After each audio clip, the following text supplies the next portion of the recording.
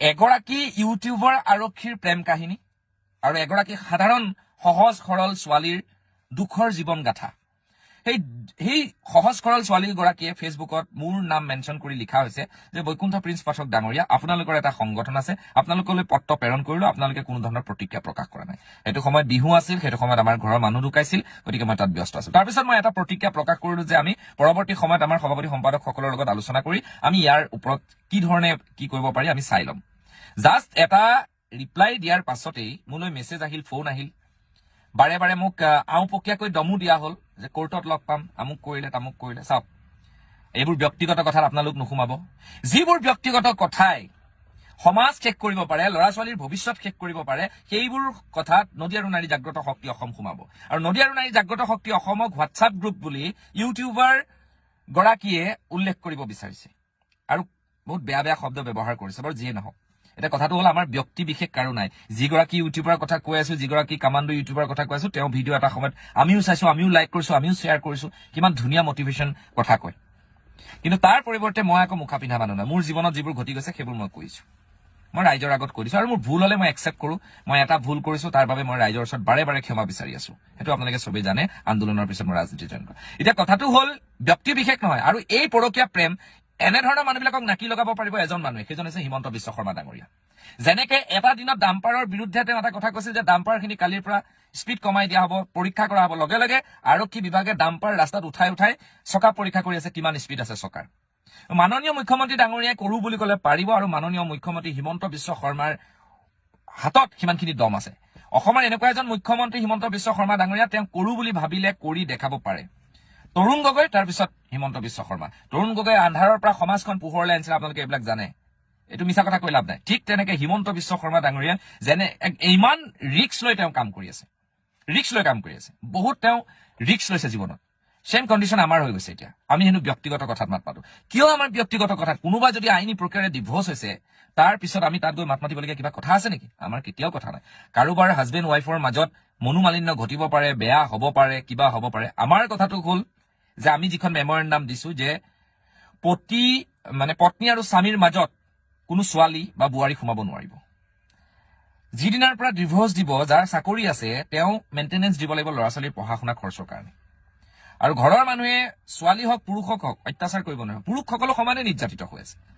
এই কেছটোত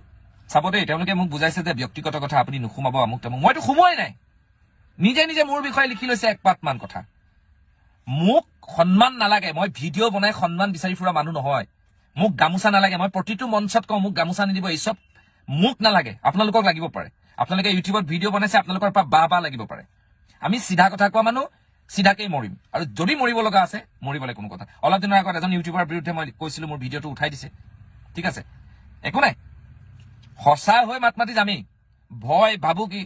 আজি যদি মই এইটো কেছৰ পিছত যদি মোৰ যদি মৃত্যু হয় তেনেহলে মই গম পাম যে এওঁলোক দুজনেই জড়িত হৈ আছে ভয় ভাবো কি অলপ দিনৰ আগত এই আৰক্ষী বিষয়াজনে মোৰ পৰিয়ালৰ মানুহকো তেওঁ নিজে মেছেজ দিছে যে কেনেকুৱা পালে ড'জটো সুধিব আৰক্ষী সঞ্চালক প্ৰধান মহোদয় এতিয়ালৈকে সেইজন আৰক্ষী বিষয়াক আপোনালোকে এৰেষ্ট কৰিব পৰা নাই আৰু ইণ্টাৰেষ্টিং কথা মই বহুত কোনোবা আৰক্ষীৰ বিষয়ে যদি কেতিয়াবা মাত মাতো দুই এজন আৰক্ষী বিষয়াই ফোন কৰি কয় যে বৈকুণ্ঠ তেওঁ এনেকুৱা কথা তেওঁ বহুত বেয়া মানুহ নহয় দেই তেওঁ ভাল মানুহে ফচুৱা হৈছে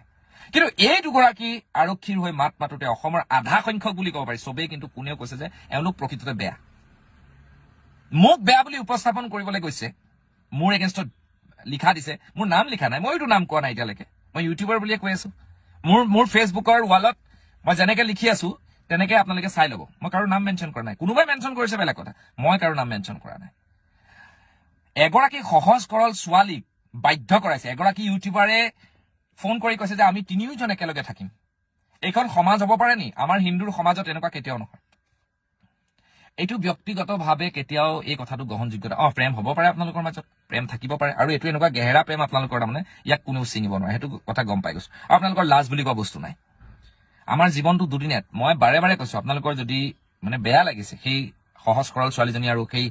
ব্যাগুম আৰক্ষী বিষয়াজনৰ যদি আপোনালোকৰ বেয়া লাগিছে আপোনালোকে আইনীভাৱে ডিভোৰ্চ লৈ আপোনালোকে সমাজৰ পৰা ধুনীয়াকে আপোনালোকে বিদায় লৈছে আপোনালোকৰ কোৰ্ট কেছ চলিছে তাত ক'ব লগা নাই আমাৰ খংটো ক'ত উঠিছে